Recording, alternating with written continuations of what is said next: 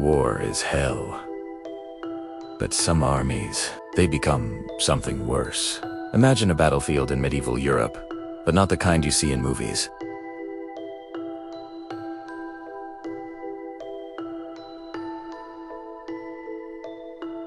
Picture a field of carnage at dawn. Thousands lie dead. A silent, grim testament to the fury that just passed. There are no wounded groaning for help, no prisoners being rounded up, only the dead. Inti brutal, chaotic theater of medieval warfare. One military force completely changed the game. They didn't win through superior strategy or noble chivalry. They won with absolute, merciless brutality. They were known as the Crimson Hand. You'd recognize them by their banner, a stark crimson handprint on a field of black. For 3 long years, they carved a path of destruction across the continent. Moving like a relentless plague, they fought 37 major battles. The number of enemy soldiers they killed, a staggering 15,000. But here's the number that will send a shiver down your spine. The number of prisoners they took, 0. Who were these soldiers? And who was the man who led them? This General Kael. What turns a disciplined army into a force that offers no quarter, no mercy? Were they monsters? Or were they a product of a monstrous time? This isn't just a story about battles and conquests. It has a deep dive into the psychology of a military force that abandoned one of the oldest rules of war. What drove them to such extremes? Was it a calculated strategy to sow terror, a thirst for vengeance, or something much darker? To understand the Crimson Hand, we have to travel back to a time of constant conflict, where survival often meant being more ruthless than your enemy. We'll uncover the origins of General Kael, a man forged in the fires of loss and betrayal, whose personal tragedy would shape the fate of thousands. We'll examine their tactics, not just on the battlefield, but off it, how they used fear as their primary weapon, breaking the will of their enemies before a single sword was even drawn. We will explore historical accounts, forgotten chronicles, and the whispers that have survived through the centuries to piece together the true story of the army that never took prisoners. This is a journey into the heart of darkness, a look at what happens when the lines between soldier and executioner blur completely. Join us as we unravel the chilly legacy of General Kael and the Crimson Hand. Make sure you subscribe and hit that notification bell, because you won't want to miss a single moment of this incredible story. Thanks. Our story begins in 1347. In the Northern Territories, a region torn apart by endless war between rival kingdoms. They came at dawn. No warning, no mercy. They didn't ask for surrender. They just killed everyone. In just 18 months, General Kael's army, the Crimson Hand, became the most feared fighting force in Europe. They moved like ghosts, struck like thunder, and left nothing but death in their wake. They breached castle walls, cutting down defenders. They ambushed merchant caravans in dense forests. They annihilated entire armies in brutal night raids. They showed no mercy, even to kings begging on their knees. The remaining kingdoms were paralyzed with fear. How many survivors? None, Your Majesty. Send emissaries. Offer tribute. They killed the emissaries, my lady. Then we'll negotiate peace terms. They don't negotiate. They don't accept surrender. They just destroy. By 1349, the rival kingdoms had no choice. Unite against General Kael, or fall one by one. The leaders of the last 6 realms gathered in a desperate war council, their map covered in red markers, each one a horrifying massacre site. The Crimson Hand is here, moving east. They'll reach the Blackstone fortress in 3 days. Then that's where we make our stand. Blackstone is defensible. High walls, limited approaches. You're volunteering for a suicide mission. I'm volunteering to end this nightmare. One way or another. You really think 70 men can hold against 200 of the most ruthless killers in history? No. But I think 70 defenders with the right strategy might make Kael bleed. And if he bleeds, can die. Scout Marin. 3rd. Reconnaissance. I've found their trail. They're moving faster than we thought. 2 days out, not 3. Something's wrong. They're not marching like a normal army. They're moving like hunters. Oh no. There, in the clearing, stood the Crimson Hand. 200 soldiers in perfect formation, black armor, faces painted with ash and blood, their weapons gleaming in the dim light. They were absolutely silent. It was terrifying. At their center, a mountain of a man on his horse. General Kael, with cold eyes that had seen too much death. He wore a cloak made from the banners of conquered kingdoms. He was just sitting there, waiting, like he knew I'd come. The scout. Welcome. I reached for my weapon, but 50 arrows were instantly trained on me. Don't. You're brave. I respect that. But bravery without wisdom is just stupidity. You're going to kill me anyway. Probably. But not yet. First, I have questions. How many defenders at Blackstone? Brave. Stupid, but brave. Let me try another question. Is Commander Valeria there? Ah. She is good. I was hoping. You know her? Once. A lifetime ago. Before I learned the truth about war. What truth? That mercy is a luxury only the weak can afford, and I stopped being weak the day I watched mercy get good people killed. Bring them. His soldiers dragged forward 3 captured men, beaten and bloody. These men surrendered, begged for mercy, promised they'd never fight again. I don't believe them. Pleased we have families. So did the 300 civilians your army slaughtered at Red Veil. Men, women, children. Where was your mercy then? That wasn't us. You wore the same uniform. You fought for the same king. You're complicit. Wait. If you let me go, if you spare them, I'll tell you everything. Troop numbers, defenses, all of it. An interesting offer, but no. Why not? Because I don't need your information. I already know everything about Blackstone. Its walls, its gates, its weaknesses. I've been planning this siege for months, and as for mercy, he was quick, efficient, final. You want to know why I never take prisoners? Because prisoners become problems. They escape. They rebelled. They rejoined the enemy. Dead men stay dead. You're a monster. No. I'm a realist. War isn't noble. It isn't fair. It's about survival. And I've decided I'd rather be feared and alive than honorable and dead. But you I'm letting go. Why? Because I want you to carry a message to Valeria. Tell her I'm coming at dawn. Tell her I'll give her one chance to surrender. And tell her I remember. Tell her I'm sorry it ended this way. But tell her if she doesn't surrender, I'll turn Blackstone into her tomb. She never surrendered to you. I know. That's what makes this tragic. Break her sword arm. She needs to remember this conversation. No, please. Consider yourself lucky. Most people don't walk away from meeting me.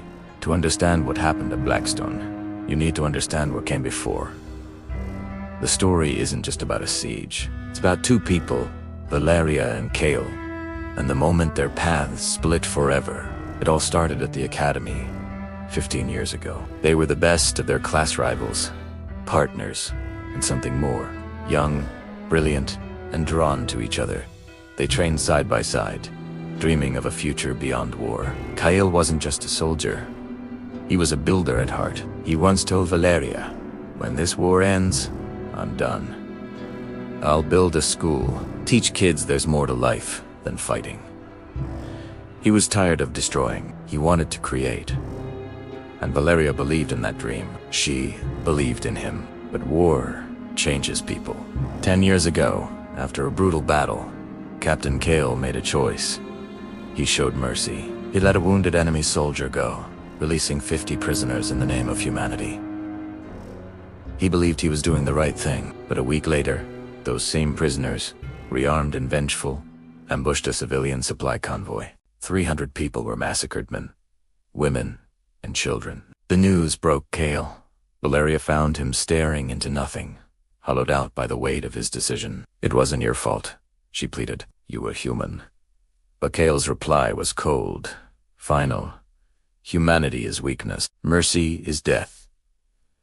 The man she knew died that day, replaced by something hard and unforgiving. He walked away from her, from everything they had, down a path she couldn't follow. He chose power over principle, vengeance over virtue. Now, at the walls of Blackstone Fortress, the past has come to collect its due. Valeria stands before her 70 defenders, facing Kael's unstoppable army. The odds are impossible, the outcome almost certain. But this isn't a fight for victory. It's a fight for an idea. Valeria draws her sword, her voice ringing with defiance. "Kael thinks mercy is weakness," she declares. "I'm going to show him that mercy is the hardest, bravest choice a warrior can make." They aren't just defending stone walls. They're defending the very humanity Kael abandoned. Tomorrow, they will fight. They will hold the line, and they will show him that it's better to die as a human than to live as a monster. Thanks for watching. If you enjoyed this story, make sure to like and subscribe for more. The sun bleeds across the sky over Blackstone Fortress, painting everything in a grim, bloody light. An eerie silence hangs in the air, thick with anticipation. And then, from the mist, they appear. The Crimson Hand. 200 soldiers, their black armor gleaming, moving in perfect, terrifying formation. They are an army of specters, silent as the grave. At Terched, a lone rider breaks from the ranks. It's Kael. He halts just beyond the reach of the fortress's archers, and his voice rings out, shattering the dawn quiet. "Commander Valeria, I offer terms." On the battlements, a figure emerges. Valeria. Her voice is steady, betraying no fear. "I'm listening." "Surrender the fortress," Kael yells. "Open the gates." "Woke. Hawaii. I give you my word you and your men live." There's a long pause. You can feel the weight of history between them. "Your word." Valeria calls back, her voice laced with bitter irony. "The word of a man who's murdered thousands." "I've never broken a promise to you," Kael insists. "Not once." "Even now, you broke the most important one," she retorts, her words like daggers. "You promised you'd never become a monster." For a moment, something flickers in Kael's eyes, a ghost of the man he once was. "The world made me this way." "No," Valeria says, her voice softening. "Just a fraction. You chose this. You could choose differently. It's never too late. Put down your sword. Come back to who you were." The silence that follows is heavy with what could have been. You can almost see Kael wrestling with her words, with the memory of himself. But then, the moment passes. He shakes his head, the illusion shattered. "I can't. I've gone too far. There's no redemption for me now." Valeria's shoulders slump, her last hope extinguished. "Then you'll have to take this fortress over our dead bodies." A deep sadness settles on Kael's face. "I was afraid you'd say that." He raises his sword, a single, gleaming point against the red sky, and his voice becomes thunder. Attack, and all hell breaks loose. The Crimson Hand charges, a wave of black steel and death. Arrows rain from the sky, a storm of iron. Siege ladders crash against the stone walls. The defenders fight with the ferocity of cornered lions. They pour boiling oil. They swing swords and axes. They fight for every inch of stone. Bodies tumble from the battlements. Even Marin, Valeria's second in command, her arm broken, fights on with a dagger, screaming, "Hold the line. Make them pay." But the Crimson Hand is a relentless tide. A massive battering ram slams against the main gate. The wood groans, splinters, and then explodes inward. The tide has breached the walls. The Crimson Hand pours into the courtyard, and the fight becomes a chaotic, bloody whirlwind of steel on steel. Amidst the carnage, Valeria carves a path, her eyes fixed on one man. She fights her way toward Kael, and they meet in the eye of the storm. "It ends here," she says, her breath ragged. "Yes." Kael replies, his voice grim. It does. What follows is a duel for the ages. To master warriors, lovers ones, who know each other's every feint, every parry, every tell. It's brutal, desperate, and beautiful in its tragedy. Valeria's blade flashes, leaving a bloody cut across Kael's face. He doesn't flinch, driving her back against a wall, their swords locking. They are face to face, breathing hard, the sounds of battle fading into a dull roar. You don't have to do this, Valeria pleads. Yes, I do. Why? His answer is a raw, painful confession. Because if I stop, I have to face what I've become, and I can't. I'm not strong enough. You're wrong, she whispers.